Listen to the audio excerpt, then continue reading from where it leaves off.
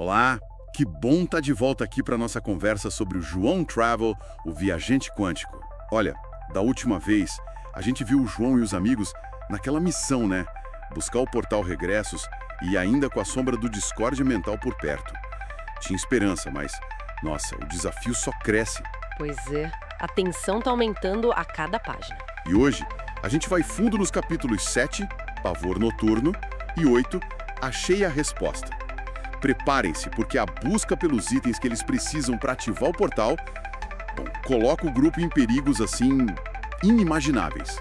Vamos ver como a fé e a coragem do João são testadas no limite. E como isso conversa com a experiência do jovem cristão, né?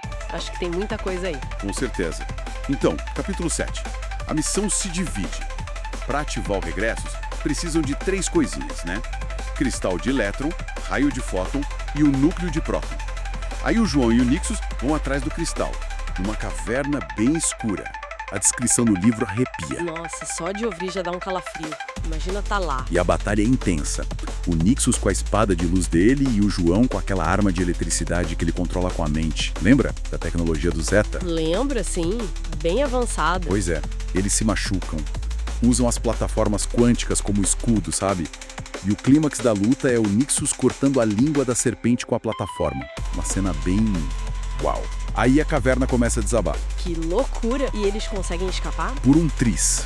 É uma fuga desesperada. Sequência de tirar o fôlego mesmo. E nesse momento de quase morte, é que acontece algo bem interessante com o João, né? Dentro dele. Sim, o que acontece? O medo toma conta. A fé dele parece que vacila, sabe?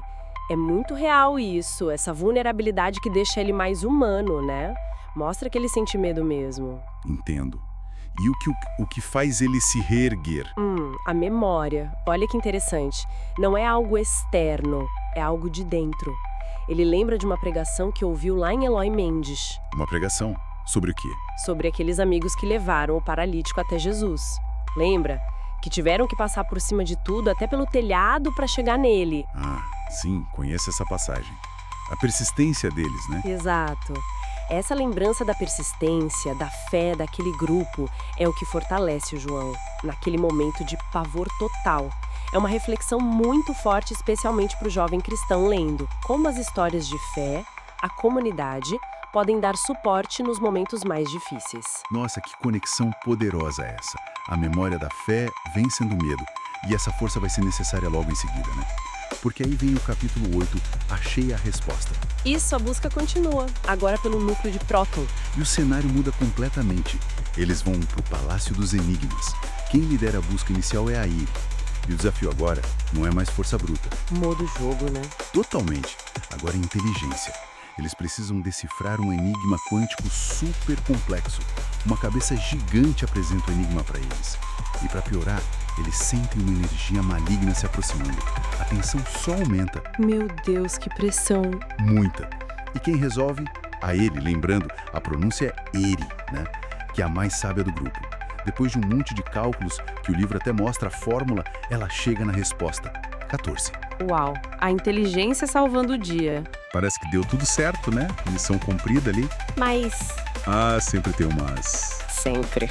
Surpresa. O pavor noturno. Ele não morreu. Ele se regenerou e tá caçando eles de novo. Não acredito. A serpente voltou. Voltou. E aí vira fuga de novo.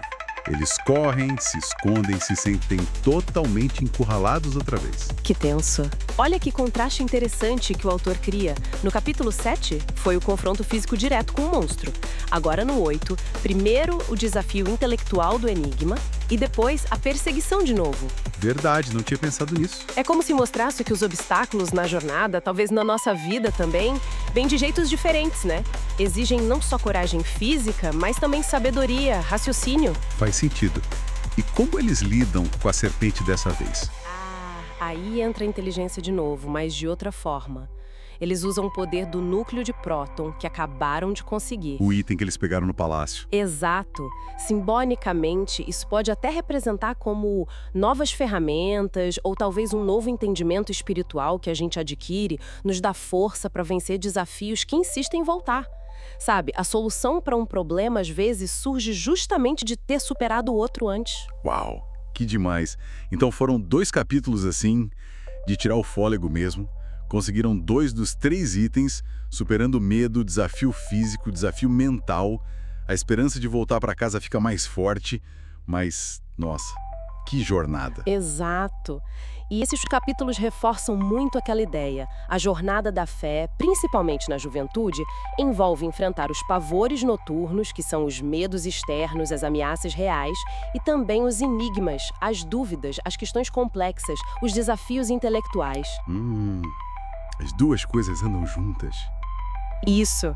E a história do João sugere que para seguir em frente a gente precisa de coragem, sim, mas uma coragem que vem da fé, lembra da pregação? Precisa de sabedoria, como a da Iri, precisa da força dos amigos e de saber usar as ferramentas certas, né? Como o núcleo. Entendi. Nossa, conseguiram o cristal e o núcleo. Agora falta só o raio de fóton que ficou com a Lívia e o Zeta. Mas, poxa, sabendo que o discórdia mental ainda tá por aí.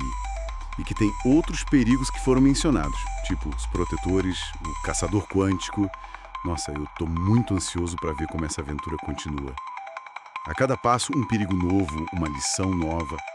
Fica aquela pulga atrás da orelha, né? E acho que fica também uma reflexão para quem acompanha. Quais são os nossos próprios pavores noturnos e os nossos enigmas na nossa jornada pessoal? Boa pergunta. E assim como João, onde a gente busca a força, a sabedoria, o apoio da comunidade para continuar seguindo em frente, mesmo quando parece que a caverna está desabando ou que o enigma não tem solução. Excelente ponto para a gente pensar. Vamos continuar explorando João Travels na nossa próxima conversa, então? Até lá. Até!